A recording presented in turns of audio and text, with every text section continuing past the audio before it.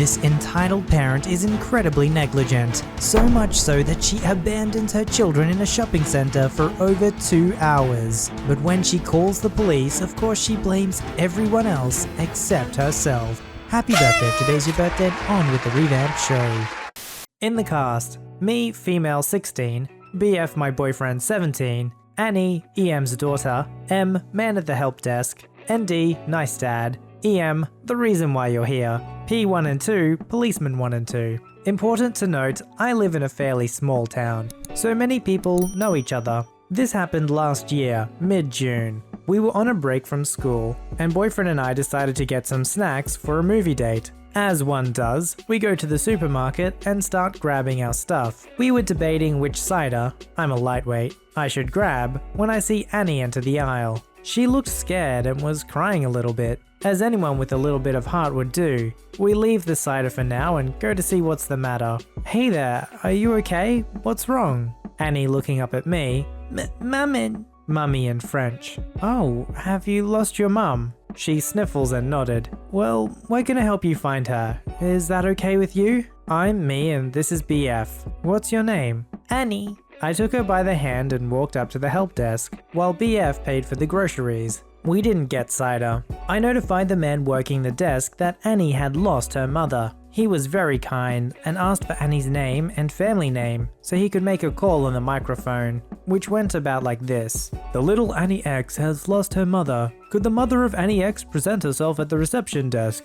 Annie was sat on a little bench that was facing the exit. That way, she could have seen if her mother was headed out. It was rush hour, Friday, around 5 p.m. So it took BF a while to pay for everything and get to us. By that time, another message was sent around the store. Poor Annie was scared, as she kept asking where her mummy was. We tried to entertain her. Em allowed her to read a book from the book aisle, to prevent her from freaking out too much. After 1 hour, she claimed she was hungry, which seems fair. It was probably around 6 to 6:30 p.m. We didn't have very healthy food with us, but we gave her a little snack, a sponge stuffed with chocolate shaped like a bear. Look up Lulurazon. This went on until 1.5 hours after the first call was made. Man pulled BF and I aside for a minute, saying that they were obligated to call the police because this could be a case of child abandonment. This was a relief in a way because the police would know how to take care of her a little better. About 10 minutes later, 2 policemen showed up and came inside.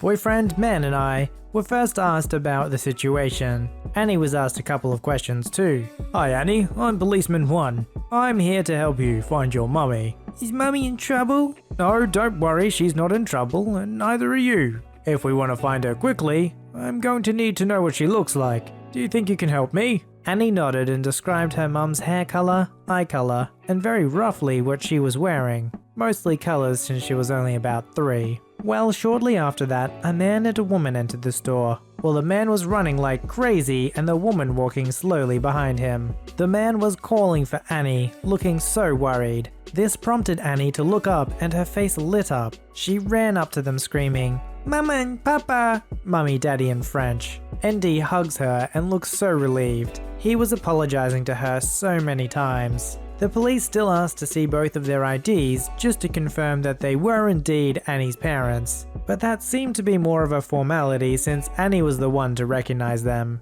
P2 asked them what happened, and what we heard shocked us. Well, I was doing my groceries, but Annie was being annoying. So I sent her to look at the toys. And well, I just forgot she was there and went home. It's only when ND came home from work that we noticed she wasn't there. Miss, you do realize that your daughter could have been kidnapped? If these 2 hadn't been there, gestures towards us, who knows what could have happened to her? Well, then it's fine. Why make such a big deal out of it? Why did you 2 even call the police? Are you trying to get me arrested? We didn't call the police. Em did because it's apparently store policy. We didn't know what was going on. This could have been a case of child abandonment. EM was not pleased by this comment, clearly. How dare you? Are you telling me I'm a bad mother? Is that what you're insinuating, young man? Before BF could reply, ND gave her a look that would make anyone shut up right away. I bet he's a teacher.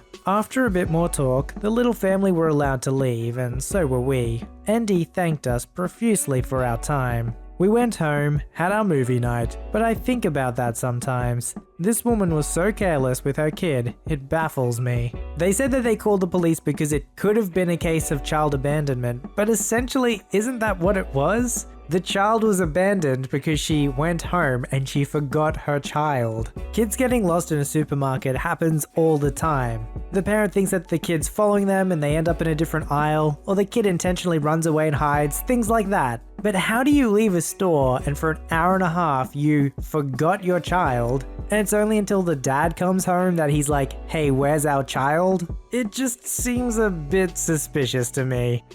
Hey guys, I see a lot of stories on here, so I thought I'd give one that happened just before the lockdown. So without further ado, here is our star-studded cast. Me, EM the Mega Karen, EMF Karen's friend, WB work buddy, and BB Big Boss. The first thing to note is I work in a very well-known fast food chain that the staff of are often looked down upon because of having this job must mean I failed education. I actually have a degree, but I like my job here, and we have a policy that our bosses try and enforce even if we think it's stupid. The policy is that if you have a mail, you get one sauce sachet for free. They're 10 pence for any extra, as the store lost 5k last year from free sauces being given out, which is crazy. Enter Karen. Her and two other Karens bring their actually really nice kids in and come to my till to place their order. I give the kids balloons as they're really polite and sweet. It was 2 boys and a girl, shouldn't be older than 7.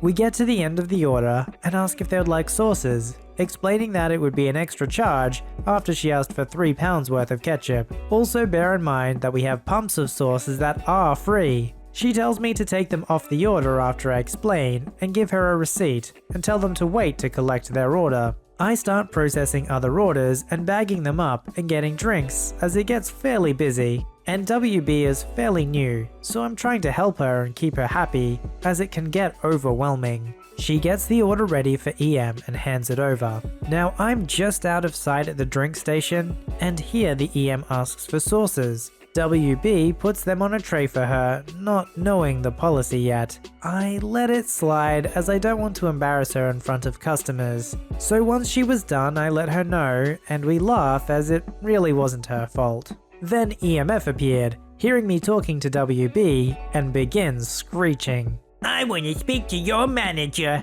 How dare you berate her for having good customer service, you money-grubbing jerk?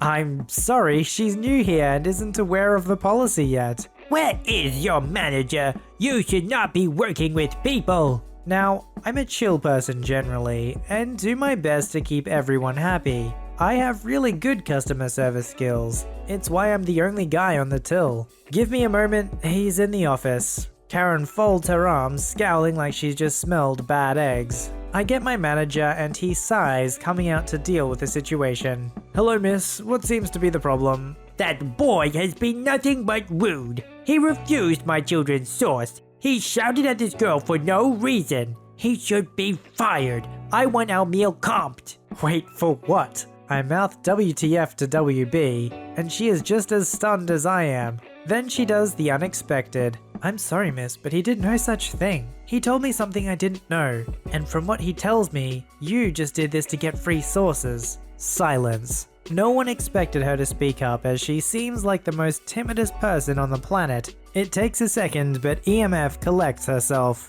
You allow your staff to talk to customers like this? It's disgraceful. BB looks at me. Well done. Thank you for helping our new starters with our policies and procedure. And miss, I won't be comping anything. It's very clear what's going on here. And if you think you are the first person to try and get freebies out of us, you are mistaken. You're only embarrassing yourself and your friends. Now you can either sit down and eat your food, or you can leave. I'm not going to punish my staff for doing their job. EMF looks stunned, like someone just slapped her. And my manager pulled me into the office to laugh about the situation and give me Employee of the Month for helping WB with her training. I haven't seen EM or her EMF since, but for some reason, I don't feel bad about it. I and WB are really good friends now, and we are both looking at stepping up to becoming trainers. If you work in fast food, or if you have ever worked in fast food, you know that fast food joints are a magnet for Karens.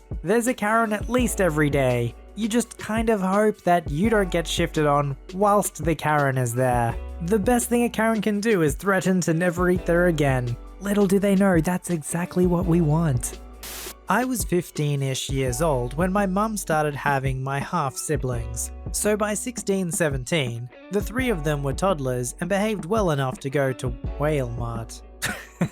Story 1. I live in Louisiana. Public schools have a uniform. The night before, Mum asks me if it's okay if she picks me up from school to do a Whale Mart run. I agree. This uniform has a red polo shirt, slacks, and mandatory badge with your grade, year in school, with your name and picture. I usually take off the badge when I go somewhere after school, or cover it with a jacket. I forgot to. Around 3 PM, we're at Whale Mart. Mum has one sibling in a basket, and I have the other two in my cart. I'm mostly pushing my siblings around the toy aisles, when Mum suddenly remembers she needs something from the other side of the store. So I'm alone with two toddlers. I'm pushing the cart back and forth when this older lady comes into the aisle I'm in with her own toddler in the cart. I make eye contact, but I'm far more invested in keeping my siblings calm. I noticed this woman had a bad blonde dye job, long fake pink nails, hella wrinkles, and the haircut before I knew what it was. She dressed southern classy style, but obviously doesn't have the money to actually be classy. As in, obviously fake jewelry, and it's big and heavy looking. I've gone back to my siblings at this point as this lady approaches me. She's K for Karen and I'm obviously OP. Karen glaring at me. "Are these yours?" She motions to my cart. OP, thinking she means the toys my siblings have dragged into the cart. "Well, not yet," I laugh nervously. "What do you mean these children are not yours yet?" "Oh, I thought you meant the toys." Karen looks at my school ID, then back to me. "Aren't you too young for kids? How old were you when you had them?" "Well, actually I was 15 when sibling 1 was 15? Now I have bad social anxiety, and it's worse when someone's yelling at me, so I'm shaking a bit. She starts going off on this tirade about I should have waited until marriage, that I better marry their dad soon,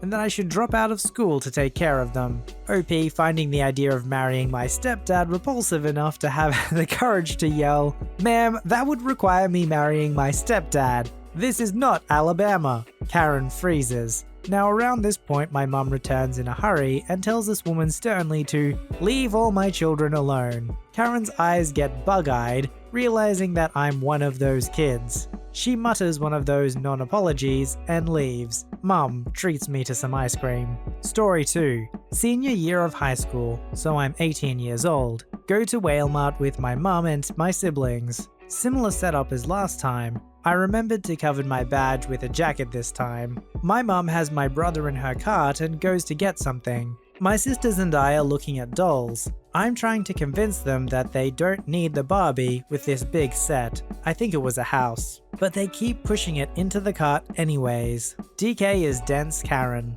While my back is to the aisle, this woman apparently came into it with her own kid. Now, her kid is one of those brats that points at things and goes, "I want that," and expects their mum to put it in the cart. I can hear this kid pointing at various dolls. She then points at the one in our cart and goes, "I want that one." "Hi you, do you work here?" Now to be fair, a chunk of staff go to the same high school. They have to wear the same slacks at work. Some wear their school jackets to work. The only way this lady would be able to tell I didn't work there was my shirt. I turn enough to see her, and that's when she also sees my siblings. She's dressed almost the same as the first Karen, only she has pink in her hair to look young. "Oh my gosh, you have children?" "Ma'am, please don't yell. I do not work here." I unzip my jacket to show the school shirt. She also sees my student ID. "Oh my goodness, you're underage!" "Ma'am, please, you're scaring the kids." She starts entering a similar tirade the first Karen did. That I should have waited, I need to marry their daddy, that I need to drop out, because being a mum is so much more important than a piece of paper. I've tried interrupting her several times, but she only shrieks louder. I see a big burly man walk down the aisle towards us. I realize he's in uniform for security. "Ma'am, if you don't stop yelling, you'll be escorted out." "How can you be a good Christian man and not react to the sins before you?" "Ma'am." She turns around and actually looks at him. She freezes a bit but turns back to me. Give me the toy. What? I bet you can't afford it. You have 2 kids. Give me the set. OP angrily and yelling, "They are my siblings!" Just give me the darn set. Security firmly puts a hand on her shoulder and whispers something to her. She goes pale. Security almost marches her out the aisle. I do my best to calm down my sisters, who are brave enough not to cry. My mum shows up soon after and sees me badly shaken up. I tell her what happened as we get treated to burgers. I'm no mind reader and I can't know what's truly in people's hearts, so I don't know if this lady was really a Christian or not, but even I know that 1 Corinthians 5 verse 12 says, "What business is it of mine to judge those outside the church? Are we not to judge those inside the church?" So even if she was right, and this young woman was living in sin, it's not her job to judge her. The religious leaders of the day hated Jesus. Why? Because he ate and drank with sinners, prostitutes, tax collectors, you name it. And maybe if she showed love and kindness towards her, she would have realized that she was mistaken all along, that they actually weren't her kids, they were just her siblings.